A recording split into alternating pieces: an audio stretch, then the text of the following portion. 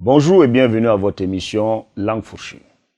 Le créateur, dans le processus de création, a doté un de ses animaux le plus évolué de parole, l'homme.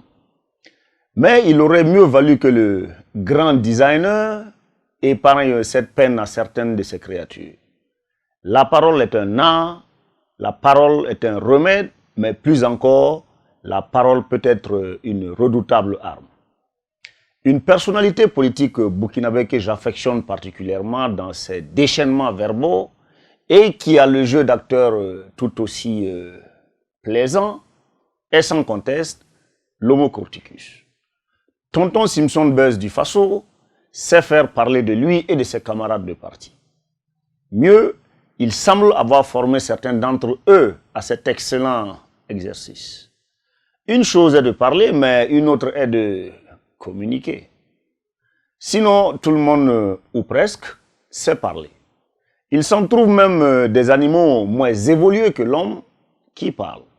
Plusieurs fois ministre depuis l'ère du Beau Blaise et même jusqu'à une période récente, puis débarqué entre-temps du navire, celui que le motus rocus vient de rappeler à la soupe au plus près de lui, nous a servi ce que je n'oserais pas supposer être un avant-goût de ses conseils qu'il est censé distiller au premier des Burkinabés.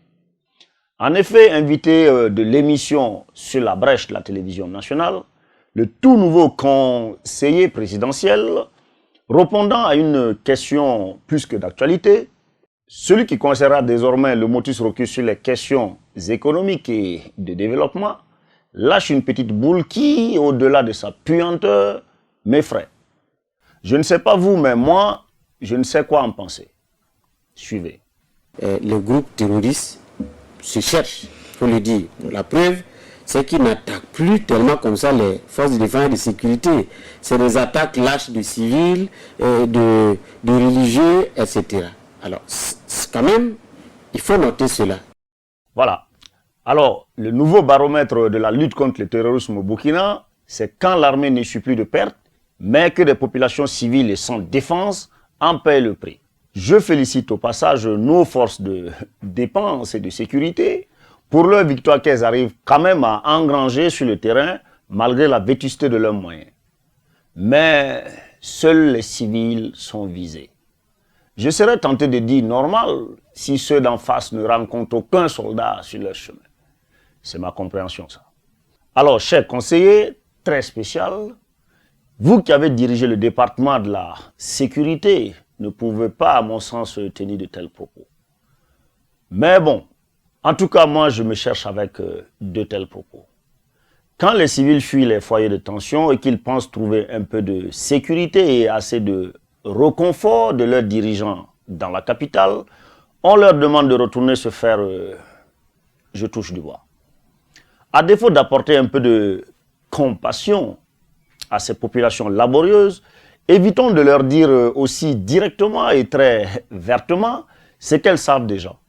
Elles sont en insécurité et donc ne peuvent compter que sur elles-mêmes. Au moment où le tandem Si-Minungu produit des résultats certains, Père Nwende, dans le respect du designer suprême, aurait pu trouver une autre manière de les féliciter et de rassurer les populations. Mais j'ose espérer que c'est sa langue qui a fourché et que, comme beaucoup d'entre lui avant, il reviendra sur un plateau télé ou dans un canal de la place pour expliquer qu'on a sorti sa réponse de son contexte. Ah, Ambora Bodala Katado.